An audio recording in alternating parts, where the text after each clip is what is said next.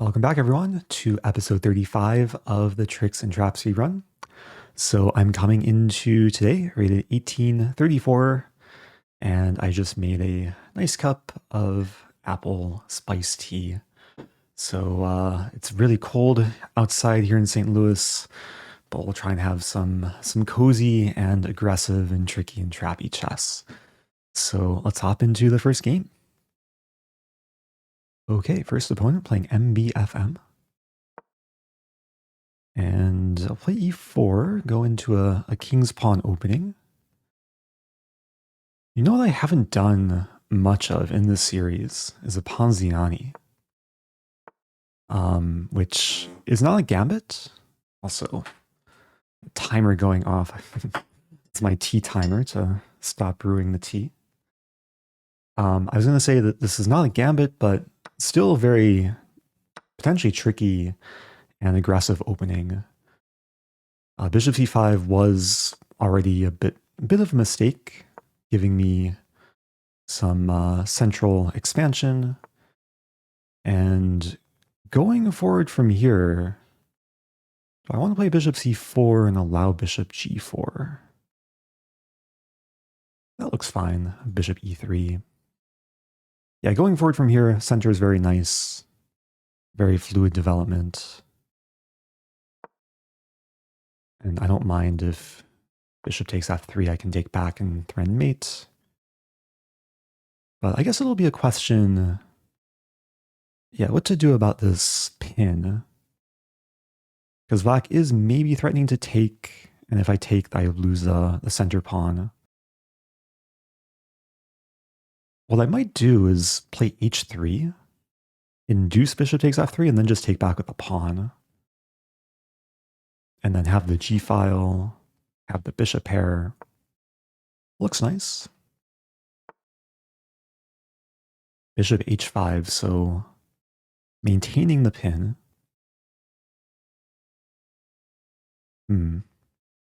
Yeah, g4 is one of the first moves I'm considering, but then bishop g6 and e4 is under fire. So yeah, to be honest, I'm not entirely sure the best approach here. What I might do is play g4, bishop g6, and then bishop d3, and just reinforce the center. There's also like g4, bishop g6, and then bishop g5. Maybe that's the way to go. I like g4 though, nice and aggressive. Pushing black back. And yeah, it feels a little bit wrong to move the bishop again, but now that the bishop's committed to g6, there's no easy h6, g5.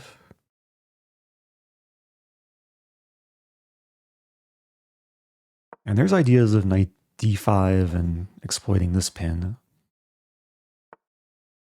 Okay, queen d7, so that's one way to unpin the knight. Now I could take, knight d5.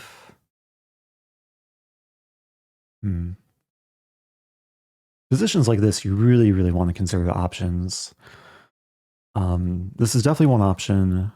There's also d5, hitting the knight, maybe leading into bishop b5.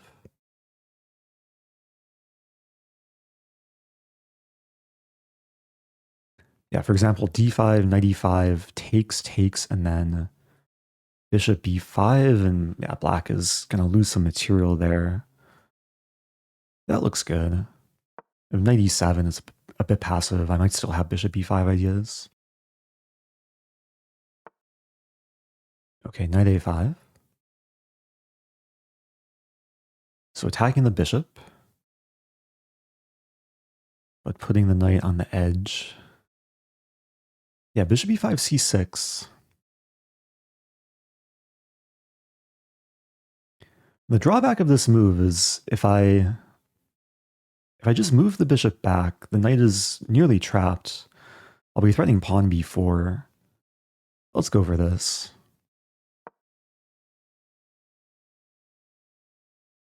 It's not actually easy for black to prevent b4 or create a safe place for the knight. c5 would be an attempt. If en passant then takes back, but c5 walks into bishop b5, and the pawn cannot move backwards. So I'm not seeing how black saves a knight.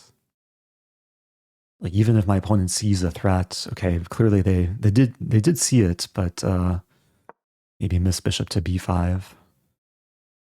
And now I don't have to take the knight. It is pinned. I probably should take the knight. I'm considering queen a4 though. Queen a4, just leaving the knight to suffer. And the point is I want to take with the pawn next move and then take with a double attack and pin, and yeah, a lot of tactical goodness.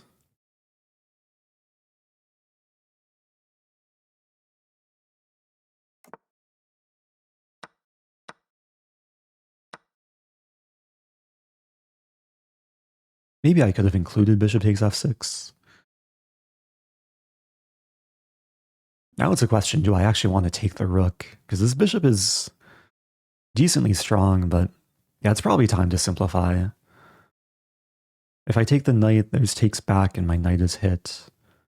So I'll take the rook first.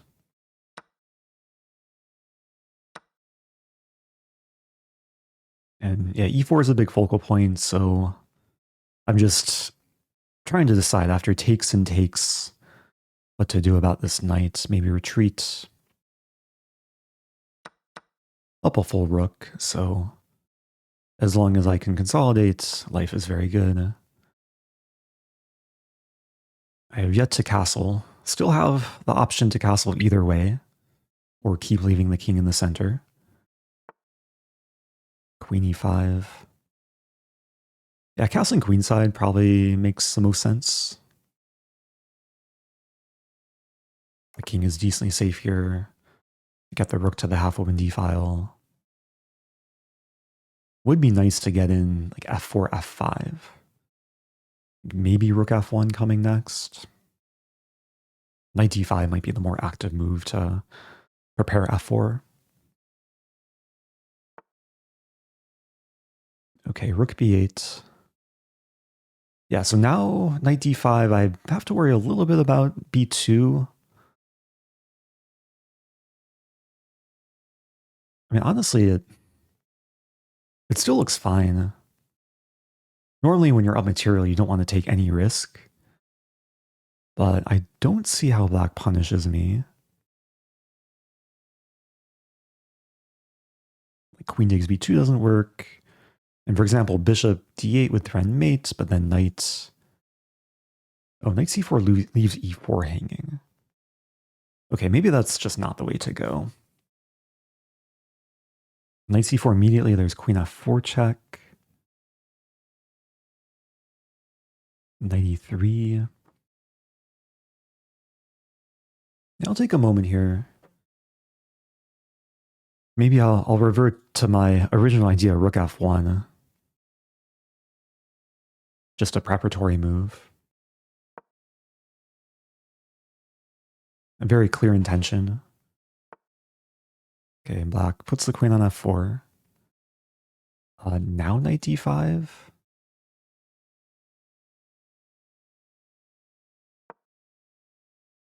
Okay, this is a better version. Hitting the queen. e4 is defended by the queen, and yeah, the knight's pinned, but it still helps defend in the line takes and takes. Actually, if takes, I just take the queen. So we see queen h2. F4, f5 looks pretty good.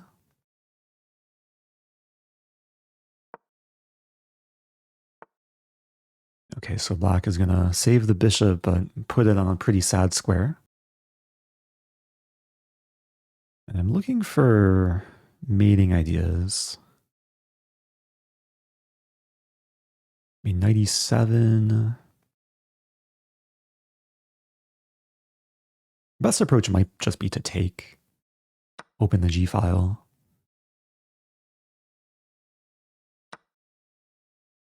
Okay, queen takes h3. Oh no, my pawn. Queen h5 walks into knight f6. We see king h8.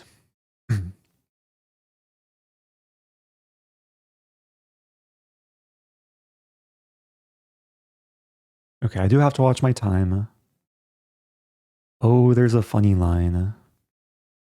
Okay, I'm going to play queen d7.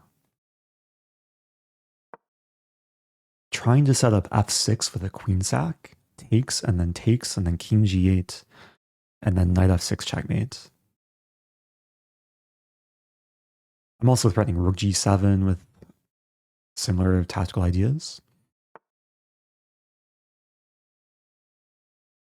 Okay, can I do it? Pawn f6. Bishop d2 doesn't change much, I don't think.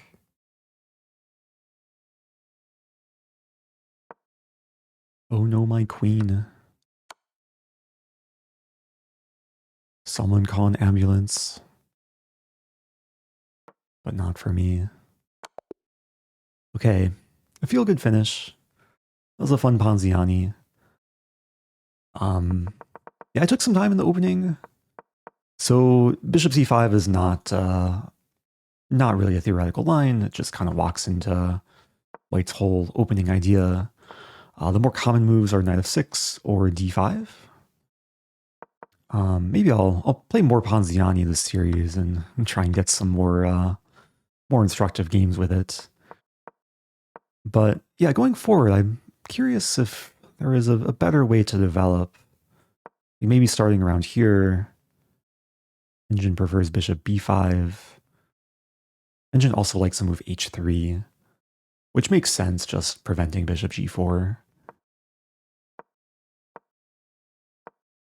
Yeah, going forward, it was comfortable. Stockfish says I should take on f6 immediately, but this also worked out. Yeah, and black is already losing material here. Not even Stockfish can find a way to save the knight.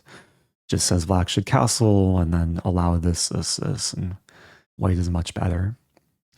So, okay, nice start. That brings me to 1845. Let's hop into the next one. Okay, next opponent, playing Jerry Aniet. And I'll play knight f6. We have a London. Go for c5. And usually I like to play the lines with d5, knight c6, queen b6. But let's be a little bit more tricky. I'm going to play knight to d5 here, which is a sideline I used to encounter a bit when I played this line in the London with e3 on move 3. The idea is to essentially seize initiative right away and create some potential issues for white. Yeah, I weaken the queen side a little bit. I think e6 makes sense. I want to develop the bishop. I do have the option of taking. But let's keep some tension. I'm going to play e6. c4.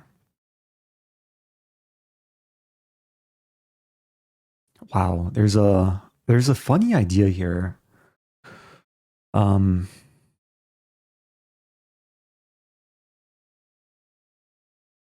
I'm just kind of staring at it, but the idea is to play knight b4, a3, and then queen a5. I don't know if white has a great way to prevent knight c2 in that line. Let's do it. I mean, the better move may have been knight f6, but this is definitely a creative move, and it might not be so bad. I'm also threatening to take, and then take. Okay, white plays knight f3. I guess there's queen a5, knight c3. But then knight takes a2 and I win a pawn. I think. Let's do it. Yeah, so I'm violating some opening principles. Having moved the knight 3 times, moving the queen twice. But I think in this case it's justified. Oh, but there's knight d2. Well,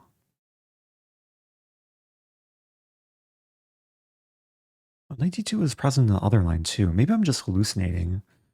For some reason I thought I have like some knight c2 ideas. Yeah, knight d2 will probably be the best way to fend off the threat. Okay, white plays knight fd2.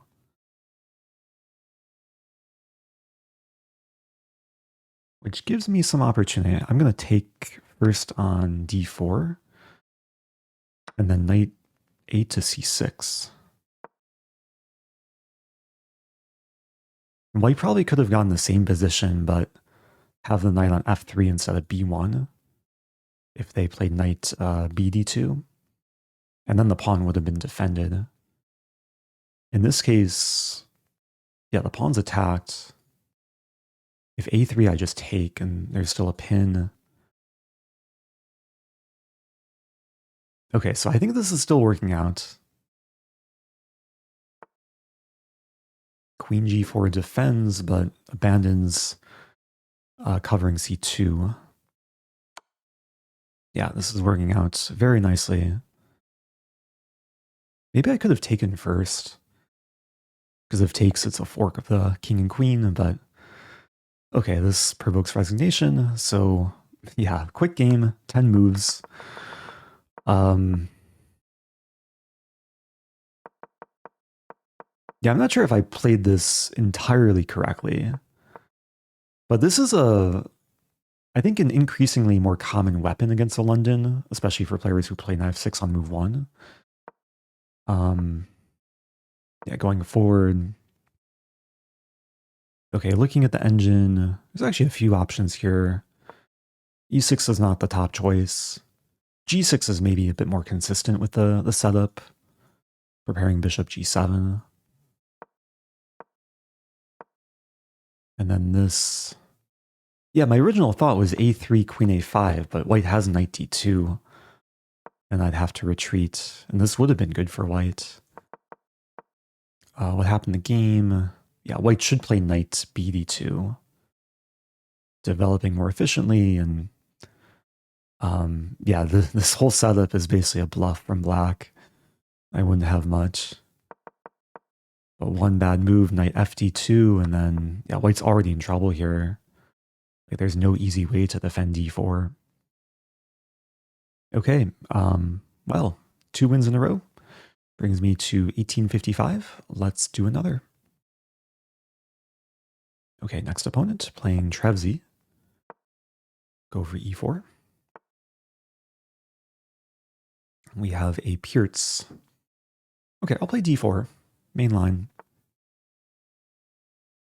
Knight f6, I'll play knight c3. And g6. Okay, so against this, I'd like to settle up with bishop f4.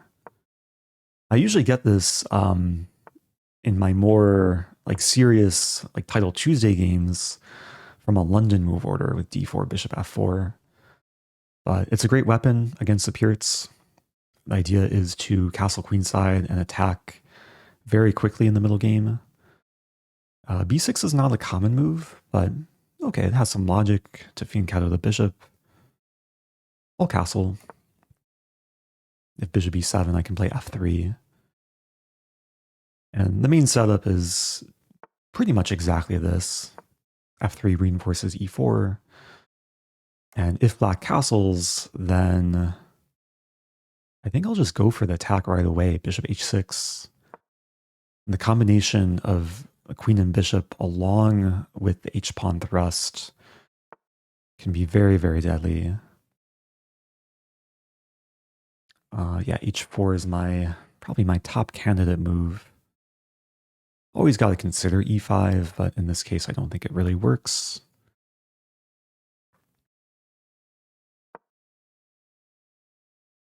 And the main idea, I just want to play h5 next.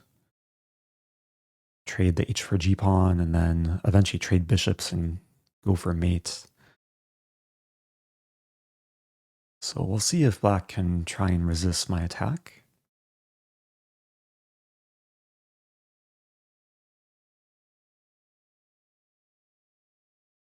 E5 is maybe a natural reaction. We do see E5. So I have to be a little bit careful. The queen is a bit overworked defending d4 and the bishop. Like h5 is probably a bit premature because after takes, I can't take back because then I lose the bishop. So I'll just play knight e2, just develop, reinforce the center.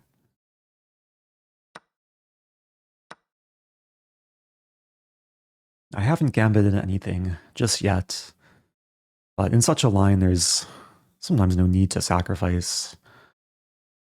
Yeah, it's just about piling up the pressure. Now, speaking of sacrifice, I am considering knight f5, takes and then queen g5, which seems to almost work, but then there's knight e8, defending, and yeah, I don't think that works. So I'm considering knight b5, attacking the pawn, or just dropping back. Knight b5 looks nice. d6 is a glaring weakness now that the c-pawn has committed.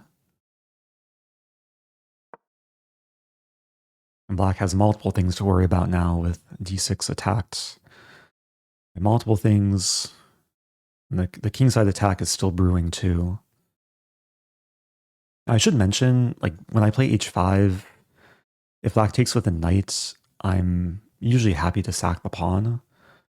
Then there's ideas of g4, forcing the knight back, and then the eventual attack on the h-file. So pawn d5.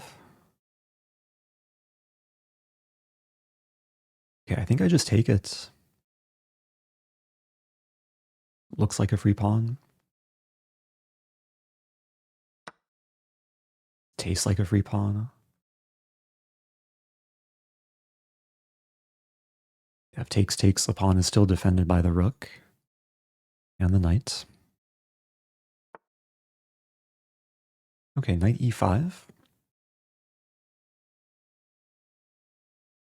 So now it's a question how to continue attacking. And this does hit the pawn another time. But I think I just carry through with this idea. Maybe I have to be a little bit concerned about a6, actually. Okay, let's calculate. h5. Let's say black plays a6. I can take, and then take, and then take. And then queen h6 is coming. So let's say f takes, queen h6, king g8. Knight e4. Takes, and then takes. If queen takes, it's mate in 1. If rook takes, I still check. King f8 and then take. There's rook a2, but then rook h8 checkmate, I think. Okay, kind of a deep calculation, but it's fun to fantasize about all the potential checkmating lines. And yeah, it feels like there's going to be a lot of fuel to the fire of white's attack. Like with the pawn tension and bishop tension, it's really hard to stop the queen from like coming in eventually. Okay, we see knight takes h5. So this is actually similar. I think I'm going to take first. And if king takes, I have g4. If knight takes, I have queen h6 immediately.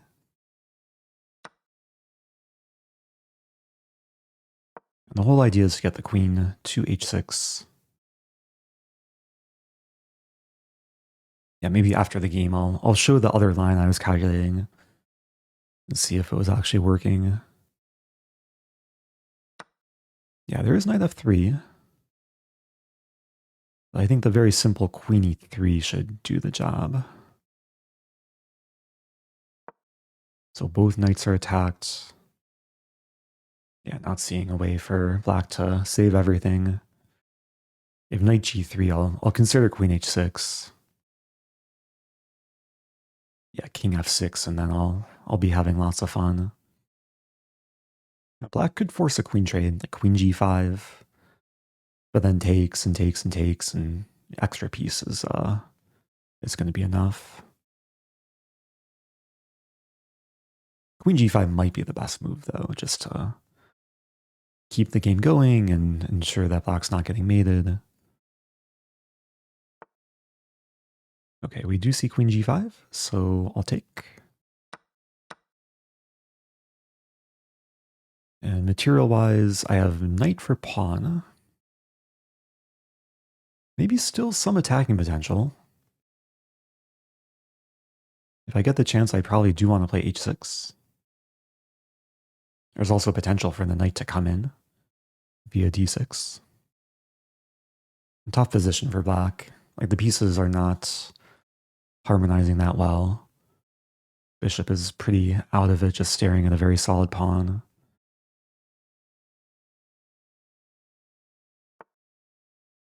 Okay, f5, so maybe preparing to meet h6 with king f6.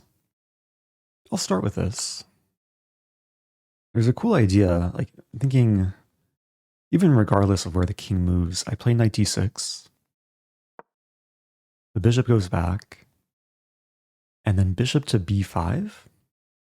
And the bishop can't easily redevelop. I'll be controlling all these squares, e6, d7, b7, and a6. Maybe we'll see rook b8. Yeah, that makes some sense. Okay, what to do now? Maybe still bishop b5. Connecting the rooks. Or maybe some eventual like rook f1, knight e4. There's also the idea of taking and putting the bishop on c6. And then eventually pushing the pawn. Yeah, looks pretty good.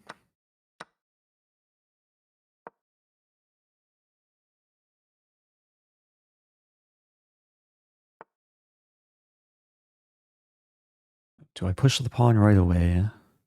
d6, rook e6. There's no rush. It'd be nice to get in some knight d5, but then the king has a square. So, might be a bit more patient. Though the knight's ready to maneuver. So how do I want to do this? d6, rook e6. It might be just too overextending.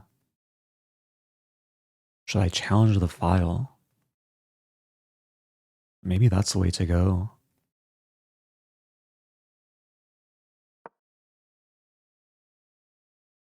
Black can't double up. Bishop controls the square. And the rook does a nice job cutting off the king. So the plan is to eventually queen the pawn. Black is going to try and set up the blockade. Do I have like almost this? If g5, then this is mate. Okay, I'm going to start with this.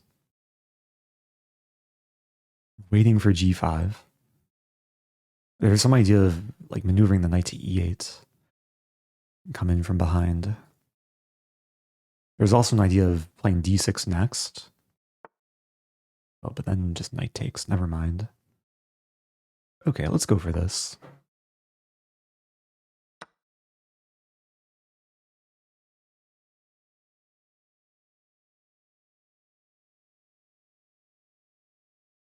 It gets kind of weird. Knight e8. King f7. I push, push. That's gotta be good. I could start with d6, actually. Let's start with the d6. Oh no, my pawn. If black takes it, then I fork. And that way, I don't commit the knight because maybe I'll play like knight e6 or knight d5 eventually. The pawn's getting to d7 if black doesn't take.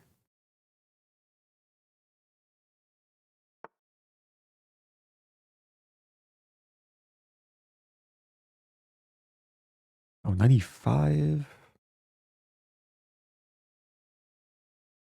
Do I want to start with a check? This position is still kind of confusing. D7, knight e5.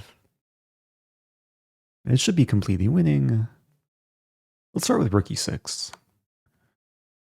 Make the king decide. And now d7.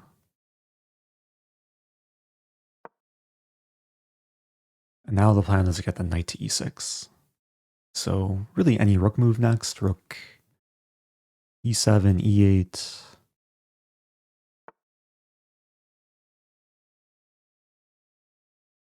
Rook e7, there is king f6. I should not overthink this. Take. Okay, let's play rook e8. Black will maybe go for this. But then I'm up a rook and bishop for 3 pawns. Okay, now this.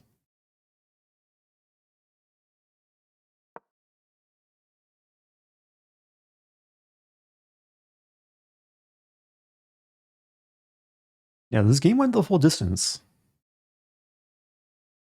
Both a bit low on time. But yeah, I have plenty of time, especially relative to my opponent. The best try might be to take the pawn and play f3. Okay, this allows me to take the rook. Okay. Nice game. Hopefully an instructive example of the setup against the Pirc. Yeah, I usually have this position against strong title players, but it's one of my favorite openings to play, especially in Rapid or Blitz. Because there's so many cases where White gets this quick kingside attack in the middle game. And this game was no different. I'll just check the eval. Yeah, it's already over +2 in White's favor. Okay, maybe there were some small improvements. But yeah, overall this worked out quite nicely. And yeah, I don't think there's much to analyze in this game. So I think I'll end it there, finishing this episode at 1864. Hope you guys enjoyed the games today. As always, if you have questions, leave them below. If you like the content, do subscribe, and I'll see you guys soon. I forgot to show the line, the very deep line I was calculating. Real quick, where was it? It was around here, right? Yeah, I think it was here, A6. I was calculating A6, and then take, and then take, and then take, and then take, and then check, and then here, and then 94. And this is actually the top engine move, 94. Sacking this, and then take, and then take, and then take, and then here, and then take. This is the full extent of my calculation. Rook h8 mate. Of course, black should not take, but yeah, this is winning for white. Okay, so just wanted to show that in case anyone was curious. But anyway, now I'm ending the video.